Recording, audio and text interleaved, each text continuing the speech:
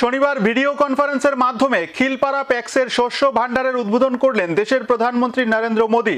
ত্রিপুরার সমবায় ব্যাংক এই প্রজেক্টের জন্য ঋণ মঞ্জুরি দিয়েছে মোট 185.36 লক্ষ টাকা। শনিবার ত্রিপুরা গোমতী জেলার উদয়পুর খিলপাড়া গ্রামবাসীকে আরও একটি উপহার দিলেন ভারতের প্রধানমন্ত্রী নরেন্দ্র মোদী। এদিন দুপুর 11টায় দিল্লি থেকে ভিডিও কনফারেন্সের মাধ্যমে খিলপাড়া প্যাক্সের শস্য ভাণ্ডার উদ্বোধন করেন প্রধানমন্ত্রী। ভারত সরকার সমবায় খাতে বিশ্বের সর্ববৃহৎ শস্য গুদামজাতকরণ পরীক্ষামূলক পরিকল্পনা গ্রহণ করে। এক্ষেত্রে ভারতবর্ষের 13টি রাজ্যে 13টি জেলার 13টি প্যাক্স ভারত সরকার নির্বাচিত করে। রাজ্যের গোমতী জেলা উদয়পুরে খিলপাড়া প্যাক্স তার মধ্যে অন্যতম একটি। ত্রিপুরা সমবায় ব্যাংক এই প্রজেক্টের জন্য ঋণ মঞ্জুরি দিয়েছে মোট 185.36 লক্ষ টাকা।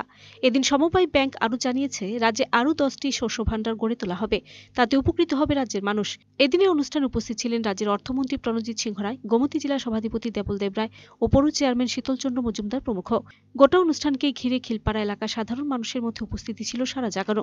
এই কর্মসূচি সম্পর্কে বলতে গিয়ে অর্থমন্ত্রী প্রণজিৎ সিংহ রায় জানান, দেশের এবং মানুষের উন্নয়ন করায় প্রধানমন্ত্রী নরেন্দ্র মোদীর একমাত্র লক্ষ্য।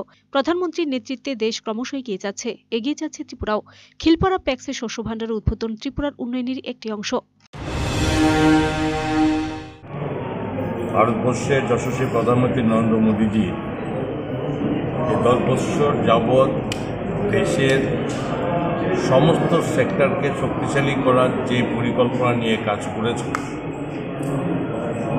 এবং দেশের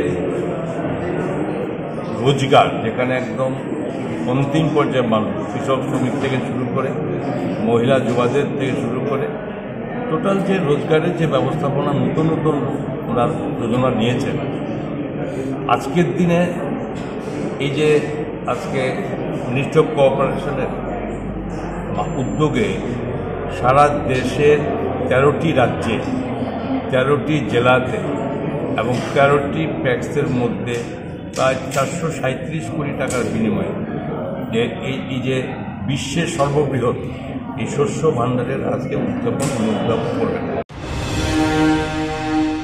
ভিডিও রিপোর্ট সার্চ ইন্ডিয়া।